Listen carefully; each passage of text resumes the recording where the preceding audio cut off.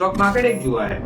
क्या आपको भी ऐसे लगता है कि स्टॉक मार्केट एक जुआ है? तो मैं आपको बताता हूँ कि स्टॉक मार्केट एक जुआ नहीं है। कैसे? आइए देखते हैं। सबसे पहले जुए की डेफिनेशन जो है वो ये है कि अगर आप कोई सडन एकदम से जीत जाते हो, मतलब उसमें चांसेस क्या होते हैं जुआ में कि आप या तो जीतते हो या तो हारते हो। मतलब उसमें अगर आप जीत गए तो सारी चीज आपकी, और अगर आप नहीं जीते तो कुछ भी आपको नहीं। तो ये बेसिक वर्ड होता है जुआ, जिसको यूजुअली हम लॉटरी भी कहते हैं कि लॉटरी लग गई सडनली।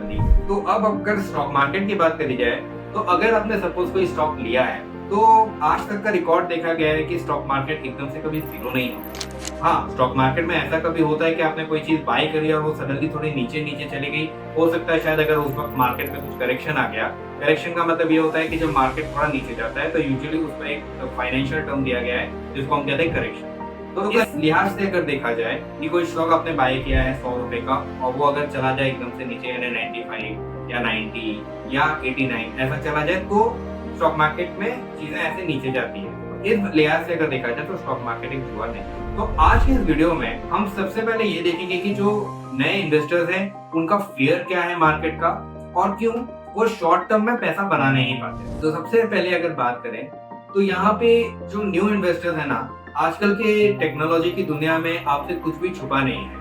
यहाँ पे जैसा मैंने आपको पहले के वीडियोस में बताया था कि आपको यहाँ पे बेसिक भी बहुत एडवांस लेवल से बताया जाएगा। तो क्या होता है ना कि कई सारे जो न्यू इन्वेस्टर्स रहते हैं वो ऐसे बैकग्राउंड से आते हैं जिनके मतलब पेरेंट्स ने कभी शेयर मार्केट में पैसा लगाया नहीं होता, और वो लोग सडनली कोई स्टॉक मार्केट के ऊपर कोई मूवीज देखते हैं और वो मूवी में दिखाया जाता है कि पहले शेयर मार्केट में बहुत पैसा नहीं होता, फिर बाद में एकदम से जब आपको समझ में आने लगता है तो पैसा एकदम से ज्यादा बन जाता है, और यहाँ पे सडन विनिंग की चीजें उन्हें दिखाई जाती है। मतलब कि मीडिया टेम्परामेंट के हिसाब से अगर बताया जाए, कोई ऐसा व्यक्ति है जिसको मार्केट की नॉलेज नहीं है और वो मार्केट में सडनली एकदम से कमा रहा है, तो जब न्यू कमर ये देखते हैं और अपने आप को कंपेयर करते हैं वो स्टेज में, तो वो देखते हैं कि अरे जब इसको कुछ पता नहीं था तो ये यहाँ से यहाँ चला गया, तो भाई मैं भी तो मार्केट में ऐसा कर सकता हूँ। और यहीं से, क्योंकि सामने वाले न्यू इन्वेस्टर के पास अब इतनी बेसिक नॉलेज नहीं होती, इतनी एडवांस नॉलेज नहीं ले पाते वो। बेसिक तो थोड़ी यहाँ पे लोगों को बहुत पता भी नहीं होता और लोग सुनी सुनाई बातों पर ज्यादा बिलीव करते हैं। तो इस लिहाज से अगर देखा जाए तो इस वजह से लोगों का जो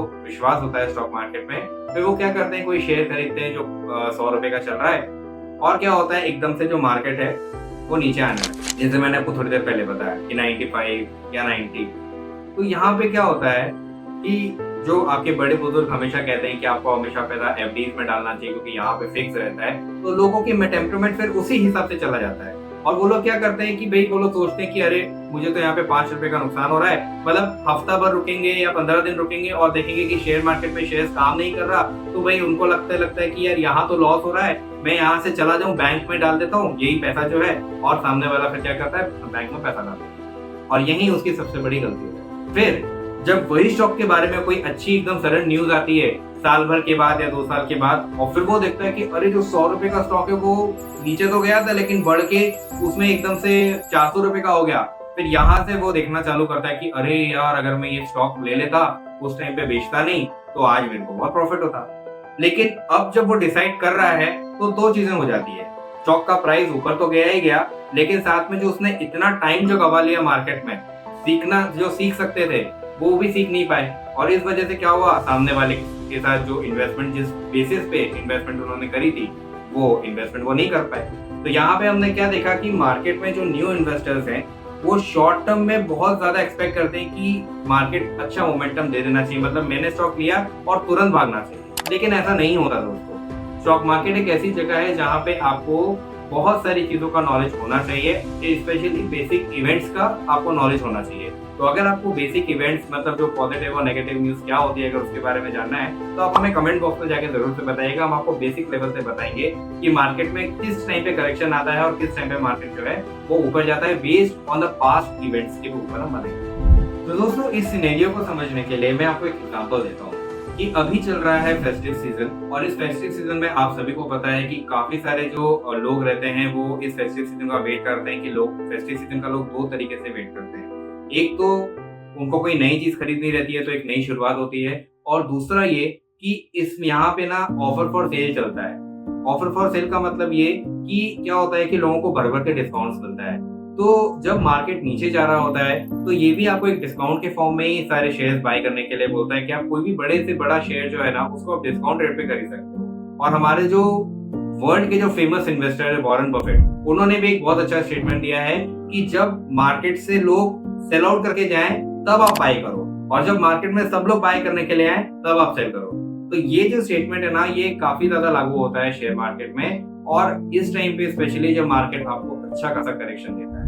तो बेस्ट टाइम तो करेक्शन देने का ये है कि जब मार्केट आपको 5 से 6% का करेक्शन दे दे, जो यूजुअली मार्केट नहीं देता है। और अगर बहुत एक्सेप्शनल हो गया, अगर लेमन ब्रदर क्राइसिस हो गया, तो उस टाइम पे मार्केट ने आपको 8% तक का करेक्शन दिया था। कोविड के टाइम पे भी स्पेशली हमने ये देखा कि मार्केट में अच्छा खासा करेक्शन हमें 10% तक का करेक्शन देने के लिए मिला था। तो ऐसे टाइम पे जब मार्केट करेक्शन दे रहा हो तो आप इस टाइम पे अच्छे स्टॉक्स आप परचेज कर सकते हो। इसी के साथ में मैं आपको एक चीज और बताऊंगा कि जो नए इन्वेस्टर्स हैं उन्हें हमेशा लॉन्ग टर्म के बेसिस के बारे में सोचना चाहिए, ना कि शॉर्ट टर्म के बारे में। क्योंकि मैंने आपको प्रीवियसली भी एक बात बताई थी कि ये जो शेयर मार्केट है ना ये एक पानी की तरह होता है कि इसे पीरियोडिकली वेव, हाई वेव्स भी आती है, लो वेव्स भी आती है, यानी हाई टाइड भी आता है, लो टाइड भी आता है। तो अगर आपको अपनी कमान सही रखनी है, यहीं पे आपका जज किया जाएगा कि आप एक अच्छे सेलर बनो। मैं सेलर मतलब मैं पोपोय द सेलर मैन की बात कर रहा हूँ, जो कार्टून आता था, जो सेलर वर्ड देखते थे, मैं उसकी बात कर रहा हूँ, मैं सेल की बात नहीं कर रहा हूँ। तो आप अगर एक अच्छे सेलर हो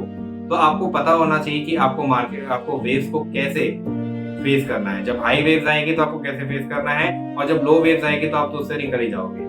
और जब आप हाई वेव्स को जब आप फेस करोगे तो आपका जो कॉन्फिडेंस लेवल बढ़ेगा, जो सामने दिख करके आएगा वही सामने वाले के लिए एक बहुत अच्छा बूस्टर होगा। और आप खुद भी देखोगे कि अगर पेशेंस रखोगे आप मार्केट में तो आप एक अच्छे खासे इन्वेस्टर तो बनोगे ही बनोगे, साथ में आप एक नॉलेजेबल इन्वेस्टर भी बनोगे।